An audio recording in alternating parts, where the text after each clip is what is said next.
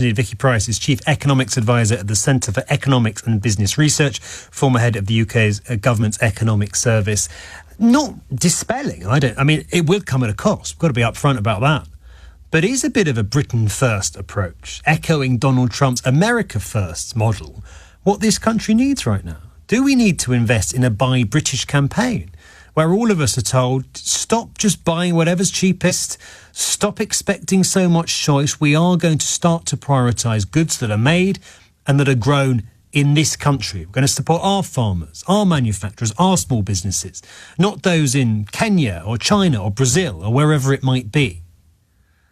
And what about these industries that are so crucial? The industries that provide our water or our trains or our phone signal, many of which are being run and controlled and owned by countries based in France, Germany, China, Australia, others. Would you pay more tax? Would you pay more tax if it meant those companies became British-owned again, state-owned again? And would you pay more in your weekly shop in order to buy British? Is that a cost that you think all of us are going to have to bear in order to support this country's businesses and this country's national security? Donald Trump is telling Americans that is what they are going to have to do. Is it the case that we are going to have to do something similar here? Do we need to wake up to that fact? Buy British and nationalise some of the companies that have been sold off. Even if it means more tax, more costs for all of us. 0345 6060 973. Is that something you'd be willing to accept? Perhaps not. Your calls coming in on that. Come to those right after this. This is LBC. Hey, Dad. Hey, love. Just spoke to Zara from St James's Place. Your financial advisor? Yeah, we've made a plan. Retire early, travel more. Peru first. Ooh, como estas? Bless you. And Zara's plan means I can help more with your house deposit. Thanks again, Dad. Planning for the future calls for invaluable advice. Visit St James's Place to find your one-to-one financial advisor. St James's Place Wealth Management PLC is authorised and regulated by the Financial Conduct Authority. SJP approved 19th of Feb 25. This Easter, Waitrose have made things a little extra. We've made chocolatey croissant-shaped eggs with the #1 blonde chocolate croissant. We've put eggs inside other Easter eggs, like our #1 cracking pistachio. We've even made #1 flat Easter eggs. Thick slabs of egg-shaped chocolate with delicious toppings. Might keep that one for myself. So go on, it's Easter. Make it good. Waitrose, food to feel good about. Selected stores subject to availability. Prices may vary in Channel Islands, Little Waitrose and Partners and concessions. I've got the new Samsung Galaxy S25 and so many brownie points. You see, Now Brief with Galaxy AI learns my schedule to keep me ahead of my day. Weather, activity stats and diary updates like Janie's birthday. Oh, you remembered. Thanks, Now Brief.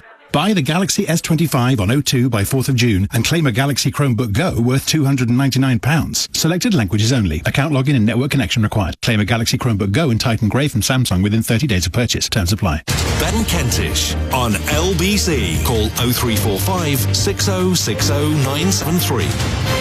It's 11:21. Let's come straight to your calls as Kemi Badenoch, Richard Tice, Reform UK start demanding that we buy more British. It's going to cost us more. But is it something we're going to have to do? Is that the right message? After the crisis in British Steel and the issues that highlighted, do we need to start, to put it crudely, to look after our own in this country a little bit more? Our own manufacturers, our own farmers, our own businesses, rather than just buying everything from abroad because it saves us a few pennies. Charlie's calling from Goole, East Yorkshire this evening. Charlie, evening. You're all right, Ben. How are you doing, matey? I'm good, Charlie, thank you. How are you? Not bad. Good. But there is a different thinking necessary because, for example, just a local example here, I have a milkman. He comes and delivers 8 pints of milk a week. Mm-hmm. Yep, and I pay for that. And I pay for that because... 8 pints? You drink a lot of milk, Charlie. I know, but it's good for the gut, you know. Anyway, so I do that. But I said this to a friend, and a friend says, "What did you do that for?" You used to have to go to the supermarket and buy 2 4-pint cartons of milk. Save yourself some money. But that's plastic, you know. And it's also, I'm supporting this guy's job, you know. And he's got a whole team of milk I don't know what you call a collective of milkmen, but a float, it's a float the of whole milkmen. thing, you know, Maybe it's a float of milkmen. Yeah. And so, you know what you're saying about we should raise taxes and things to pay for this. Yeah. I don't think we have to. I think Rachel Reeves has been a bit silly. Right. She's, you know that you remember COVID. You remember the 2008. Well, we generated £700 billion and gave it to some banks. We pay interest on that. We don't need to. Nobody else does. So why are we paying interest on that? And also, we can tell, the government can tell the Bank of England to reduce its interest rate to 3%, which is inflation.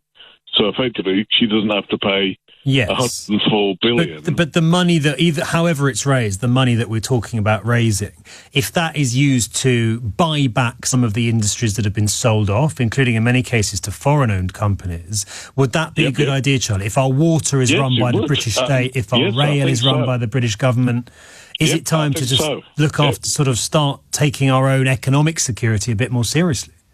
Well, the government sold everything off, so we don't own anything. Yeah, and ironically, it's sold it to companies in many cases are owned by other countries' governments. So we can't have state-run industries in this country, but we can have companies that are run by other state-owned companies that are French, for example. It's absurd. And the thing is that they don't run for our benefit. No, they run for their benefit. Absolutely. So it's their profits, their shareholders. Yep. And who thought it was a good idea not to customers? And who thought it was a good idea? Well, the answer is Boris Johnson's government to sell off British steel, one of our main producers of such an absolutely critical material as steel, to a Chinese company that, by many accounts, has proceeded to undermine it at every possible opportunity. I mean, it didn't take a genius, did it? You don't need a degree in industrial technologies to work out that's a recipe for disaster. Well, Thatcher did all the water companies and the energy companies. Yeah, that's gone well, hasn't it? Yeah. Look at it. Why? You might be able to help me here. Why is our energy cost so much when you look at the rest of Europe? Why is that? Is it because of the formula they use? I don't know. I don't know, Charlie.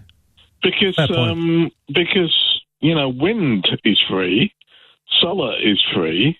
But on that I can help you, because we still get a lot of our energy from oil and gas, and that's why we are still dependent on countries like even some Russia. We're still buying from Russia, are we? Some of it, I think we are. I think we are some of it because we need it.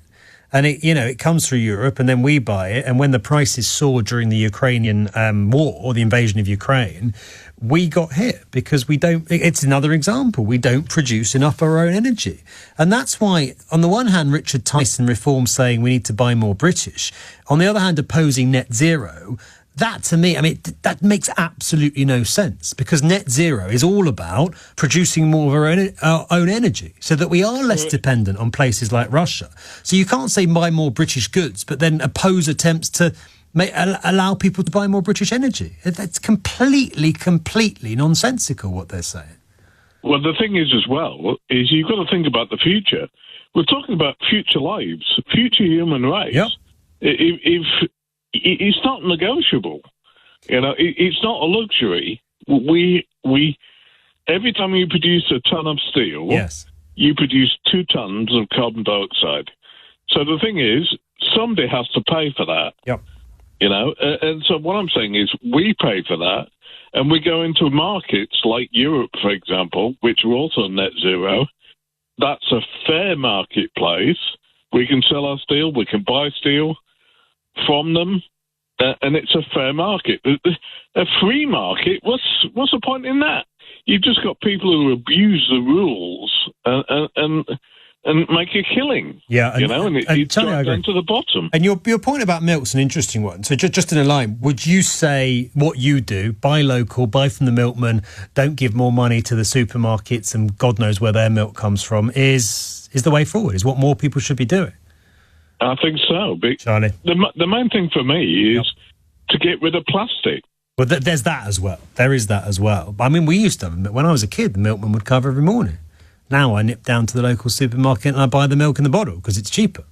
Got no idea where it comes from. It could be alpaca milk from the Peruvian Andes, for all I know.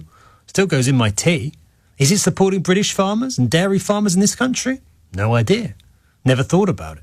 And perhaps that's the problem. Charlie's thought about it, and he wants to support farmers in this country, farmers in his area.